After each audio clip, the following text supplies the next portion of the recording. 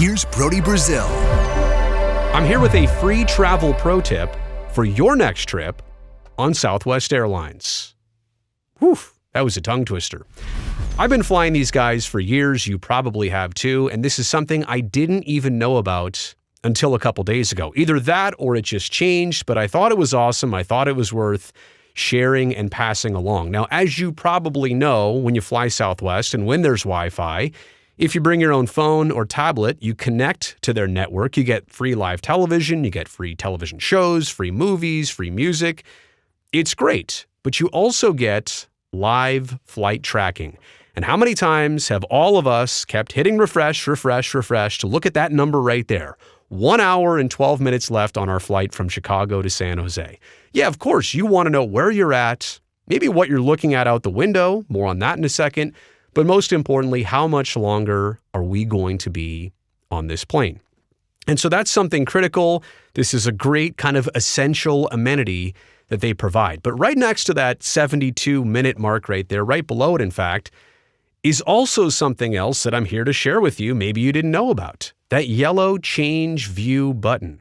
Now, what could that possibly do? Instead of giving you that moving map type feel, I recorded this video to show you. You hit that button, it gives you obviously the route, but here's a look at the aircraft in 360.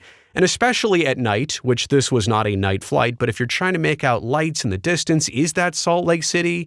Is that Fresno off in the distance? Or how about out the left or right window? For example, here, the left window, there's Phoenix off on the horizon. So you can kind of confirm where you're at, what you're seeing. Ooh, cockpit view in just a second. Off the right side of the airplane is Salt Lake City. But this is the part I wanted to share.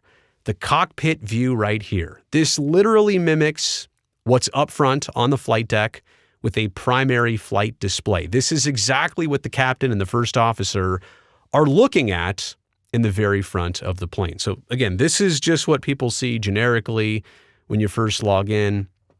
And now I'll go back to that primary flight display reference. This is the coolest part. On the left is your airspeed. That's called a tape, essentially. It'll go up and down. And you'll notice as the airplane starts descending, you start making your approach for landing, you will increase airspeed from 416, maybe 430, maybe 450, something like that. But it gives it to you in knots, like a pilot would expect. It also gives it to you in kilometers per hour and miles per hour, which most of us obviously can understand on the left side there. Also, altitude in feet. As you can tell here, 72 minutes left on our flight. We were still cruising at flight level 380, 38,000 feet or 11,582 meters. It's also cool to see the heading on the bottom of the screen here as depicted, basically due west. We're at a heading of 267 here instead of 270, which is exactly cardinal west. So pretty cool that you can see this. And again, a lot of people ask, how fast are we going? How high are we right now? This is something I never even knew existed on the basic Southwest Airlines flight tracker that comes free with every Wi-Fi flight. You connect to the network, you go to the main login page, this is right there.